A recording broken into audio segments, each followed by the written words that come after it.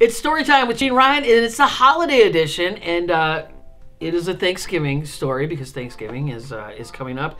And this one is a doozy. This is when I was an adult. I was living in southeast Minneapolis, a nice area of Minneapolis, and my sister decided to come up with a friend of hers to make Thanksgiving dinner because she knows that I don't really cook, and so she didn't really have anything going on. So she drove up from Milwaukee, borrowed my mom's car. My mom and dad were in Florida. So she came up, that's fine. She brought pots and pans and knives and the turkey, all the fixings, everything. So it was great because I basically had like one pot to like make the mashed potatoes, and that was about it.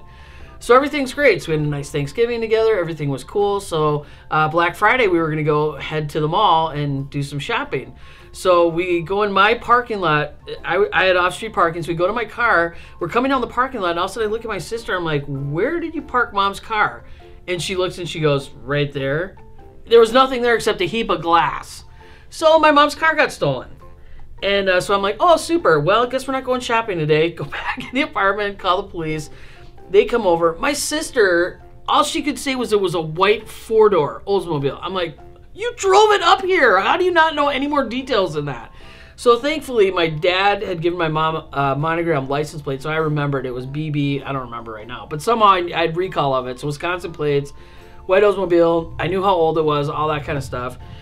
And so the police are like, okay, well, we'll get this kind of figured out. Well, then it's the dreaded phone call to my parents who are in Florida. So I'm saying, don't even call, don't say anything. Don't ruin their trip. Don't tell them what's going on. And here my dad, the insurance man, super fun phone call. So we kind of mulled it over for a couple hours, and my sister's like, I got to call him. Who knows where we can get this car back and this and that. So she calls my dad. First thing out of my dad's mouth is, what kind of neighborhood does Jeanne live in? That was his first thing out of his mouth. Is I'm yelling in the background, it's not a bad neighborhood, really. I don't know what's going on.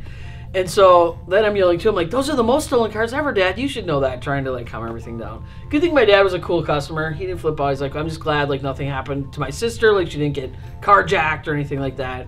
He's like, it's cool. We'll find the car. Don't worry about it. So then the whole thing is, how's my sister going to get back to Milwaukee? Well, she ended up flying home. But the problem is she had pots and pans and knives and all this stuff. So I told her I would just ship it to her. She's like, oh, no, I'll just bring it. So she bought an extra suitcase just for all that and checked it through. Well, thankfully, this was so long ago. There weren't the restrictions. Like, you could actually send pots and pans and knives. You could have that in a bag, check-in bag. So she flew with all the pots and pans and all this stuff, got back home. So now a couple days have gone by. My mom had a white Oldsmobile. You know how many white four-door generic Oldsmobiles there are in the Twin Cities? Millions. So every time I'd see a car, I'd be like, that's my mom's car. So this went on for days and days and days, just driving me crazy. Finally, I get a phone call 10 days later that they found my mom's car. So I said, awesome, I'll come get it. So by now it's close to Christmas. It's freezing cold. Drive to the lot where they had it. It's a big impound lot. I'm not going to name the impound lot, but it's huge, miles of cars. So I get there, it's snowing, it's windy, and the guy's like, yeah, your mom's car's down there, like 75 rows down. I'm like, okay, super. So walk down there, windows busted open, snow is blowing into my mom's car. So now I'm really upset because this is my mom's car. I'm getting upset. So I look inside, the ashtray's heaped, steering wheel's all pulled out because that's how they hot wired the car.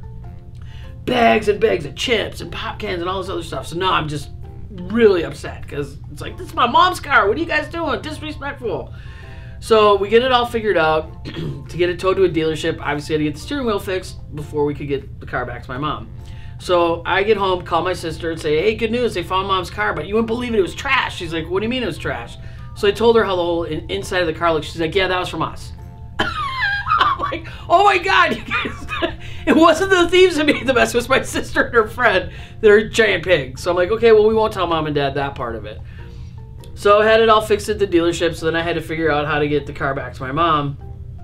So I went home for Christmas, and then I just flew back to Minneapolis after that. So go through all this with my mom. I get the car all washed and detailed so it looks nice, bring it back to her, of course, clean all the stuff off for my sister. Pull up into the driveway, my mom's like, I don't want that car anymore. She's like, I'm not setting foot in that car. It's tainted. And I'm like, why didn't you tell me this like 2 weeks ago so I didn't have to like go through all this? We could have just sold your car. So she stood by her story. My dad ended up bring it to a dealership, get her a different car because she didn't want to drive it. Which in a way I don't blame her, but the moral of the story that's kind of funny is the fact that my sister made the car more trash than the guys that stole the car. That's what was kind of ridiculous about the whole scene. But just goes to show, even on Thanksgiving, you got out-of-state plates. Watch yourself, because people are going to want to take it for a joyride. But Betty got a different car, so everything turned out all right.